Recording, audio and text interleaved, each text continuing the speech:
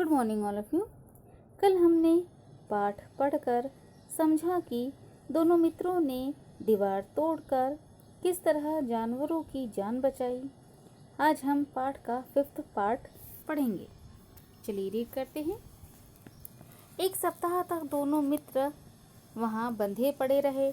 किसी ने चारे का एक तृण भी न डाला। हाँ, एक बार पानी दिखा दिया जाता था, यही उनका आधार था। दोनों इतने दुर्बल हो गए थे कि उठा तक न जाता था। ठठरियाँ निकल आई थी। एक दिन बाड़े के सामने डुग्गी बजने लगी और दोपहर होते होते वहाँ 50-60 आदमी जमा हो गए। तब दोनों मित्र निकाले गए और उनकी देखभाल होने लगी। लोग आकर उनकी सूरत देखते और मन फीका करके चले जाते। ऐसे मृतक बैलों का कौन खरीदार होता। चलिए देखते हैं लेखक क्या कहते हैं। एक हफ्ते तक वे दोनों मित्र वहां बंधे रहे। किसी ने भी उन्हें चारा नहीं डाला। एक बार पानी जरूर दे देते। वह पानी ही उनका आधार था। दोनों बैल बहुत कमज़ोर हो गए थे। एक दिन बाड़े पर दोपहर के समय कुछ आदमी जमा हो गए। उस समय इन बैलों को बाहर निकाला गया। दोनों बहुत कमज़ोर हो गए थे, इसीलिए उनकी सूरत देख सभी चले जाते थे। चलिए रीड करते हैं आगे। सहसा एक दड़ियल आदमी जिसकी आंख लाल थी और मुद्रा अत्यंत कठोर आया और दोनों मित्रों के कोल्हों में उंगली गोदकर मुंशी जी से बातें करने लगा। उसका चेहरा देखकर अंतर्ज्ञान से दोनों मित्रों के दिल कांप उठे। वह कौन है और उन्हें क्यों टटोल रहा है, इस विषय में उन्हें कोई संदेह न हुआ। दोनों ने एक दूसरे को भीत नेत्रों से देखा और सिर झुका लिया। हीरा ने कहा गया के घर से नाहक भागे, अब जान न बचेगी। मोती ने अश्रद्धा के भाव से उत्तर दिया, कहते हैं भगवान सबके ऊपर दया करते हैं, उन्हें हमारे ऊपर क्यों दया न आती। भगवान के लिए हमारा मरना जीना दोनों बराबर है। चलो अच्छा ही है, कुछ दिन उसके पास तो रहेंगे। एक बार भगवान ने उस लड़की के रूप में हमें बचाया था, क्या अब न बचाएंगे। यह आदमी छुरी चलाएगा, देख लेना। तो क्या चिंता है। मांस, खाल, सिंग, हड्डी सब किसी न किसी काम आ जाएंगे।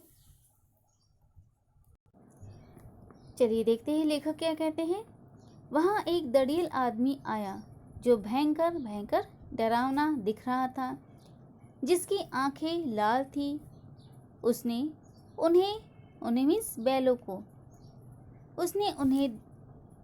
उन्हें देखा और वह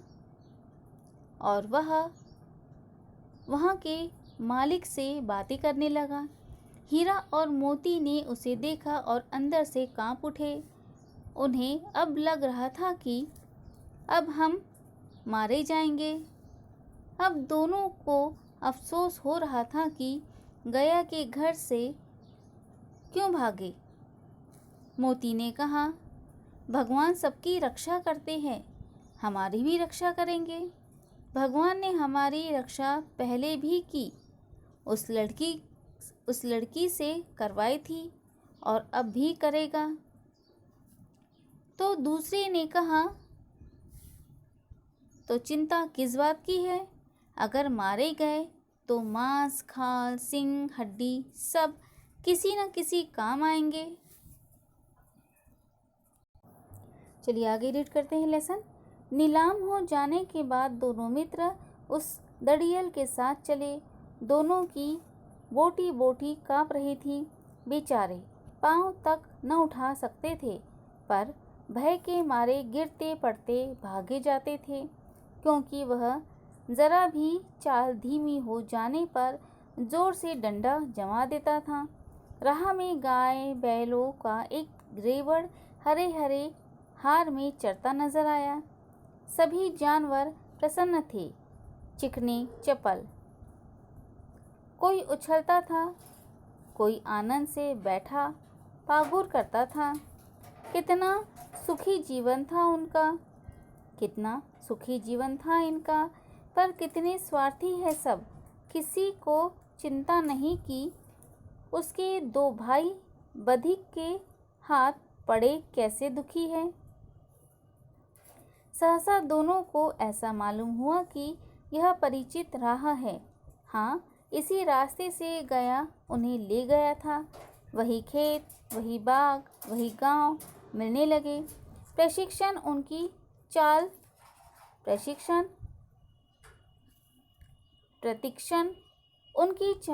तेज होने लगी। सारी थकान, सारी दुर्बलता गायब हो गई। आह, यह लो, अपना ही हार आ गया।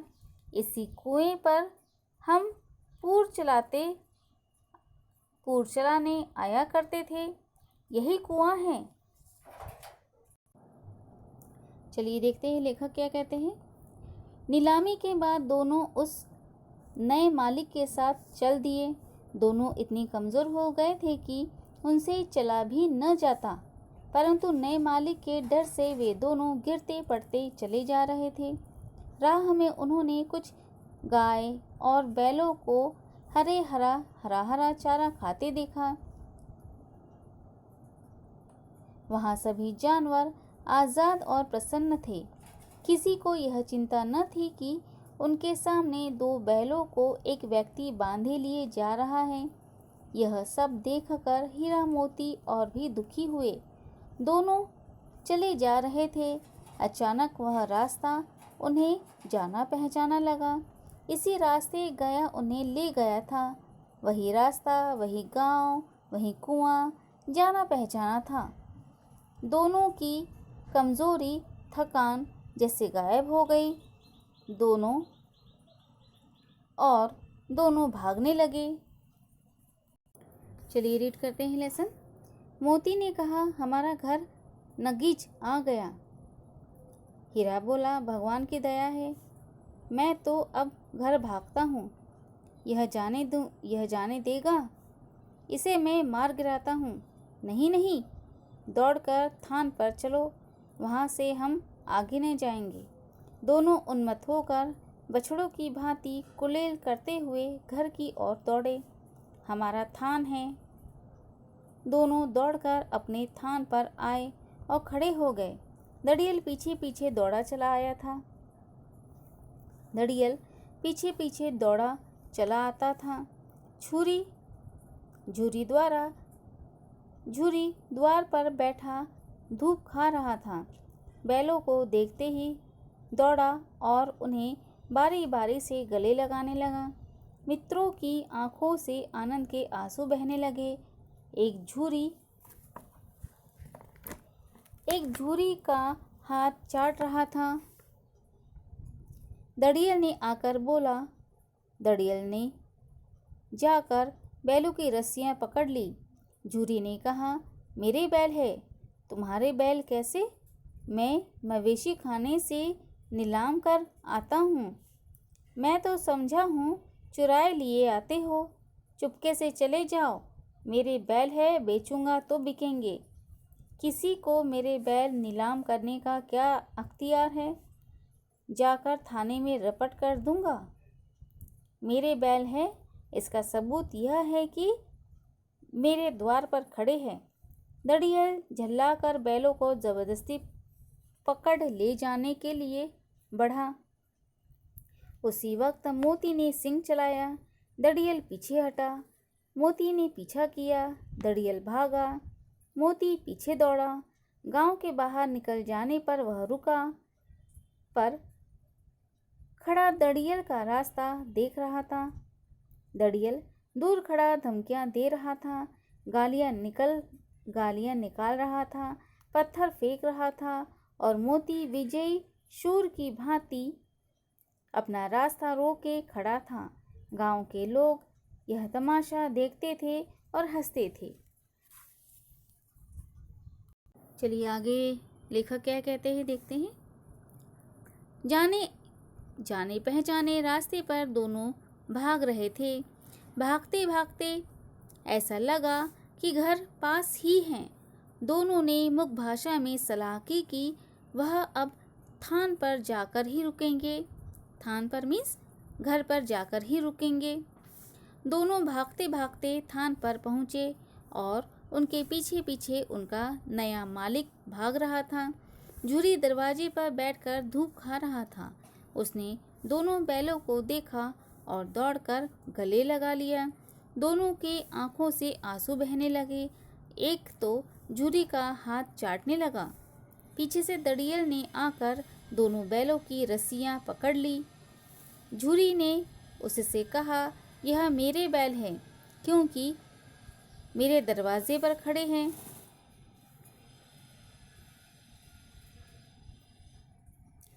तो दड़ियल बोला, मैंने इन्हें नीलामी में खरीदे हैं। झूरी ने कहा, मुझे तो लगा तुम इन्हें चुरा कर लाए हो।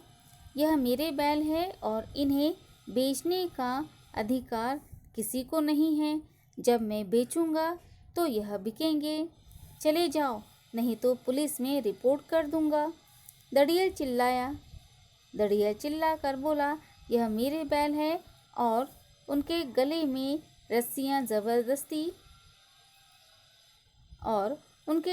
पड़ी रस्सियां जबरदस्ती खींचने लगा। उसी समय मोती ने सींग चलाया। दड़ियल पीछे हटा। दड़ियल के पीछे पीछे मोती भाग रहा था। मोती ने उसे गांव के बाहर निकाल दिया। गांव के बाहर खड़ा दड़ियल धमकियां दे रहा था, गालियां दे रहा था, पत्थर भी फेंक रहा था, पर मोती ने उसे गांव के अंदर न आने दिया। यह सारा दृश्य गांव के लड़के देख रहे थे और हंस रहे थे। चलिए रीड करते हैं आगे। जब दड़ियल हार कर चला गया तो मोती अकड़ता हुआ लौटा। हीरा ने कहा, मैं डर रहा था कि कहीं तुम गुस्से में आकर मार न बैठो। अगर वह मुझे पकड़ता तो मैं बेमारी न छोड़ता। अब न आएगा तो दूर ही से खबर लूँगा। देखो कैसे ले आता है।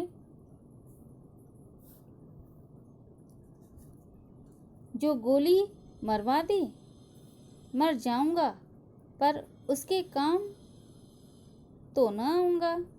हमारी जान को कोई जान ही नहीं समझता, इसलिए कि हम इतने सीधे हैं।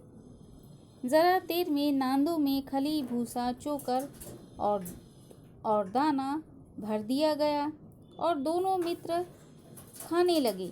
झूरी खड़ा दोनों को सहला रहा था और 20 लड़के तमाशा देख रहे थे। सारे गांव में उत्साह सा मालूम होता था। उसी समय मालकिन ने आकर दोनों के माथे चूम लिए। चलिए लेखक क्या कहते हैं देखते हैं। दड़ियल के हार के चले जाने के बाद मोती अकड़ता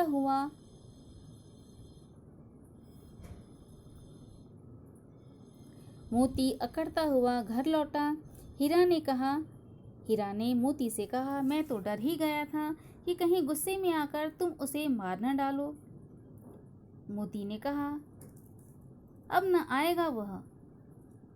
आएगा तो खबर लूँगा। देखूं कैसे ले जाता है वह हमें। गोली मरवा दे उसे, मर जाऊंगा पर उसके काम न आऊँगा। ऐसा मोती हीरा से बोलता है।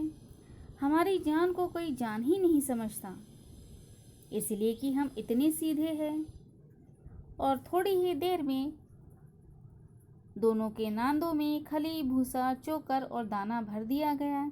दोनों मित्रों ने बड़ी ही स्नेह भाव से नांदों में मुंह डाला।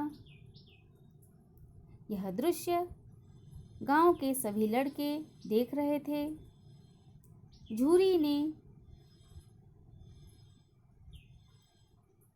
झूरी दोनों के सिर पर से हाथ फेर रहा था।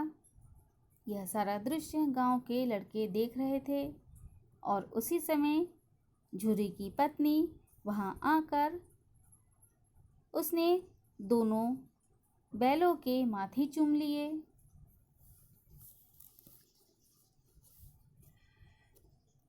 यहाँ आपका फर्स्ट लेसन कंप्लीट होता है।